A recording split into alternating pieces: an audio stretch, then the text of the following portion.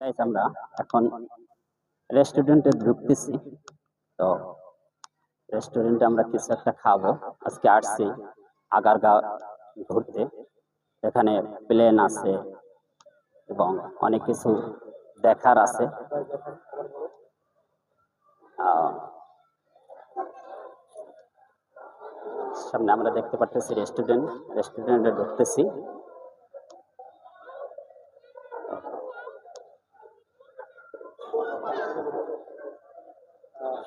আসসালামু আলাইকুম, কেমন আছেন? আলহামদুলিল্লাহ। আসসালামু আলাইকুম। ওয়ালাইকুম আসসালাম। কেমন আছেন স্যার? ভালো আছি। তো ভাই এখানে ঘুরতে এসে কেমন লাগলো? আলহামদুলিল্লাহ, আমার খুবই ভালো লাগতেছে। আর আগেও আসছিলাম, আলহামদুলিল্লাহ। এবার আবার আমাদের ইলমুল কোরআন রাইত একাডেমির সমস্ত স্টাফ মিলে সবাই ঘুরতে আসছি। আলহামদুলিল্লাহ, খুবই ভালো লাগতেছে। আলহামদুলিল্লাহ, আমিও আসছি আপনাদের সাথে। জি আলহামদুলিল্লাহ, অসাধারণ। এই দিনটা আর পাবো না মনে হয়। আজকে যে আমরা সবাই একত্রিত হয়েছি, শিক্ষক বৃন্দ, এবং আমরা যে একত্রিত আসছি এবং ঘোরাফেরা করতেছি, আমাদের কাছে খুবই আনন্দিত লাগতেছে। এবং কি বলবো ভাই এই জায়গায় দেখার মতো কি কি আছে?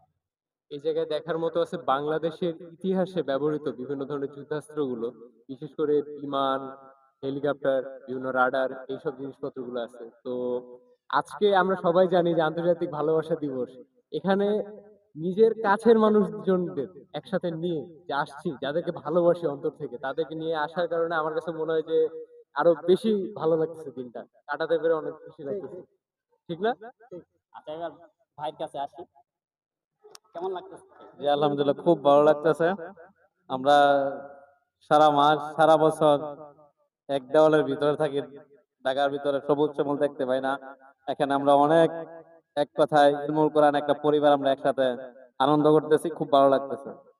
ঠিক আছে, যে কথা শুনছিলেন যে হাফেজ সাহেবরা ঘুরতে আসছে, এটা ইলমুল কোরআন রয়্যাত একাডেমির পক্ষ থেকে।